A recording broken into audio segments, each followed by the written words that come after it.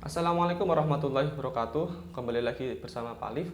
Hari ini anak-anak kita akan belajar tema 1, yaitu pembelajaran ketiga. Pertama, bahasa Indonesia, kalimat penolakan ya. Kalimat penolakan, menyampaikan kalimat penolakan harus sopan. Tujuannya agar tidak menyinggung perasaan.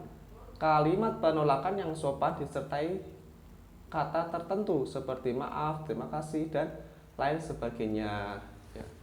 Jadi kalimat penolakan ialah kalimat yang harus disampaikan dengan sopan, dengan santun. Supaya apa? Supaya tidak menyinggung perasaan orang lain, tidak menyakiti perasaan orang lain. Contoh, ada namanya Budi, kemudian ini ada seorang nenek.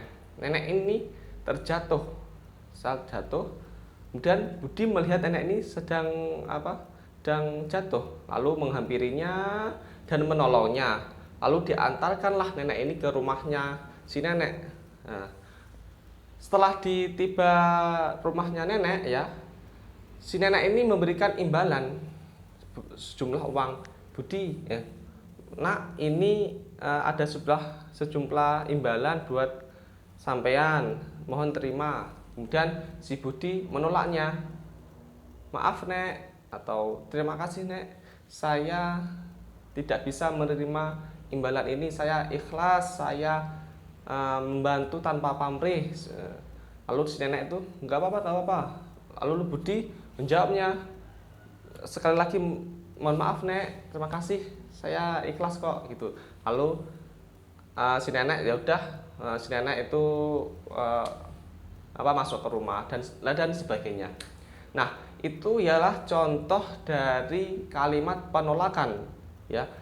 Kalimat penolakan disampaikan dengan cara-cara sopan, dengan kata-kata sopan ya. Ada diawali dengan kata maaf atau terima kasih, yaitu bukan cara yang kasar. Contohnya apa? Contohnya kalau tadi ya, ketika diberikan imbalan, si Budi menjawab, nggak mau, nggak.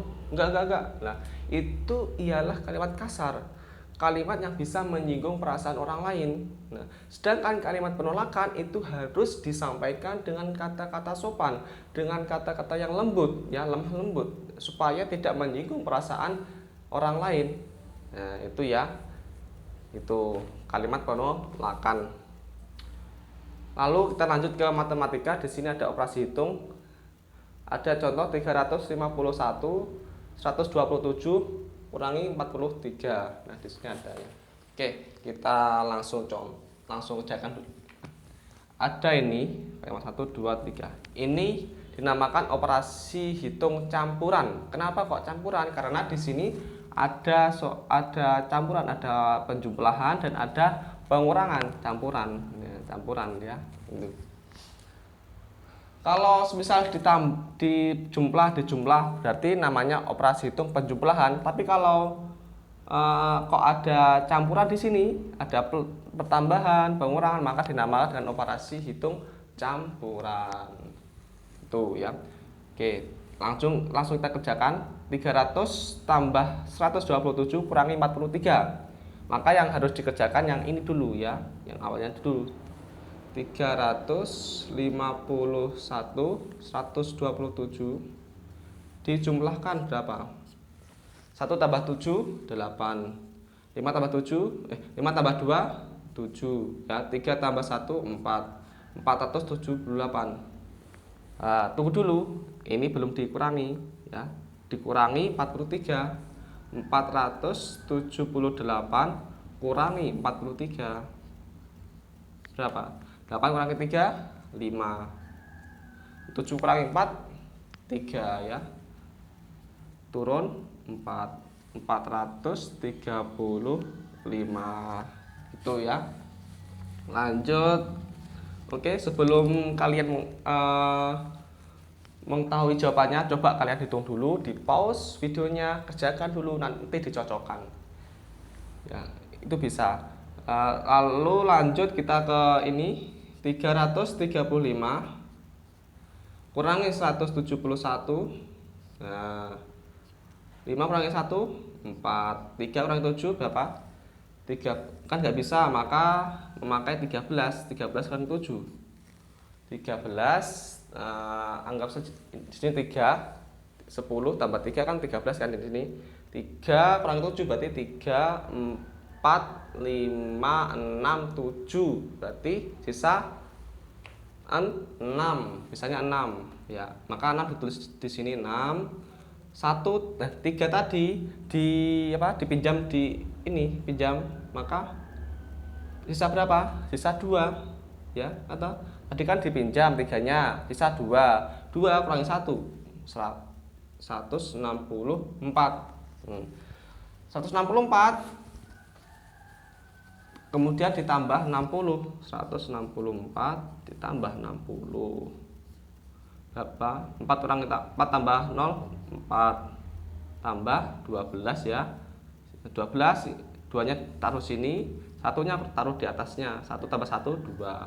Hasilnya 224 gitu ya.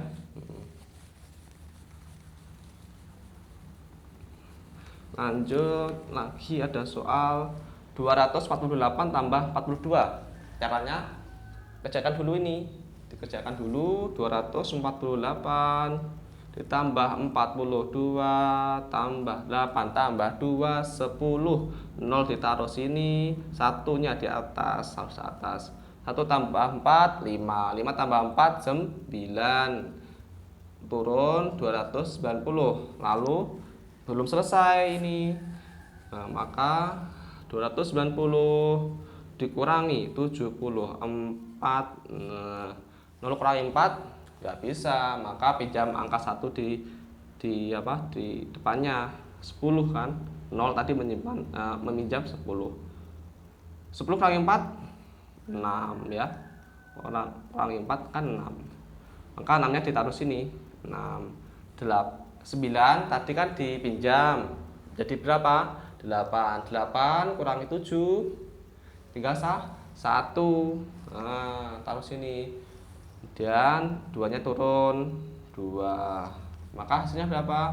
216 gitu ya. Oke, lanjut, mudah. 195 ditambah 39 kurangi 112. Kerjakan yang ini dulu. Kerjakan dulu yang ini. 39 ditambah 5 tambah 9 berapa? 9 ya, 5 berarti 5 6 7 8 9 10 11 12 13 14. 4-nya taruh sini, 1-nya ditaruh di atasnya sini. 1 tambah 9 10. 10 tambah 3 13 ya. 13 ya. Berarti 13 kan. 3-nya taruh sini, 1-nya taruh di atasnya. 234. Ini dikurangi dulu. Nah, belum selesai ini. 234 dikurangi 112. 4 kurangi 2 2. 3 kurangi 1 2. 2 kurangi 1 1 ya. Hasilnya 122 gitu ya. Sudah. Oke, lanjut kita ke SBDP ya. Membuat karya hiasan kacang hijau, kedelai, dan jagung termasuk bahan alami. Bahan tersebut biasa diolah menjadi hidangan. Selain diolah, bahan tersebut dapat dijadikan hiasan. Apa maksudnya? Gini, tak jelasin. Bahan alami itu bahan yang berasal dari alam. Ingat-ingat, bahan alami itu ialah bahan yang berasal dari alam. Contohnya apa? Jagung, tadi ada jagung, ada kedelai, ada kacang hijau, atau beras juga bisa, itu bahan alami ya. Nah, bahan tersebut kalau diolah bisa menjadi hidangan. Kacang hijau diolah bisa menjadi hidangan, bisa dimakan ya. Kedelai atau beras ketika diolah bisa menjadi hidangan, bisa dimakan. Nah, lantas kalau misal kalau ini ada tisu termasuk bahan alami bukan? Bukan ya. Tisu kalau diolah bisa dimakan enggak? nggak bisa, maka tisu ini bukan bahan alami, bukan termasuk bahan alami. Lalu ada lagi kertas, ini ada kertas ya. Kertas ini ketika dimasak ya, ketika dimasak bisa dimakan apa tidak? Tidak kan? Tidak bisa dimakan kan? Maka kertas ini bukan bahan alami. Atau spidol, ketika diolah, dimasak bisa nggak dimakan? Nggak bisa, maka spidol ini bukan termasuk bahan alami ya. Itu. Jadi kalau membuat karya hiasan itu bisa menggunakan bahan alami. Bahan alami apa? Bahan alami contohnya jagung ya.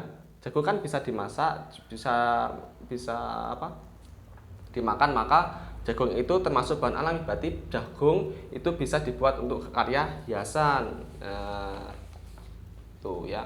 Ada kacang hijau, kedelai, jagung. Nah, itu cara untuk mengidentifikasi atau cara memilih ini bahan alami apa bukan. Kalau bahan alami itu bahan yang berasal dari alam, berarti jagung, kedelai itu kan bisa dimasak, berarti itu termasuk bahan alami. Tapi kalau kertas, tisu ini bukan bahan alami karena ini tidak bisa dimakan, tidak bisa diolah ya. Itu. Jadi kalau membuat karya hiasan itu bisa menggunakan bahan alami, contohnya kacang hijau, kedelai, jagung dan sebagainya itu ya. Tuh. Itu cukup sekian penjelasan dari Pak Ali, kurang lebihnya mohon maaf. Wassalamualaikum warahmatullahi wabarakatuh.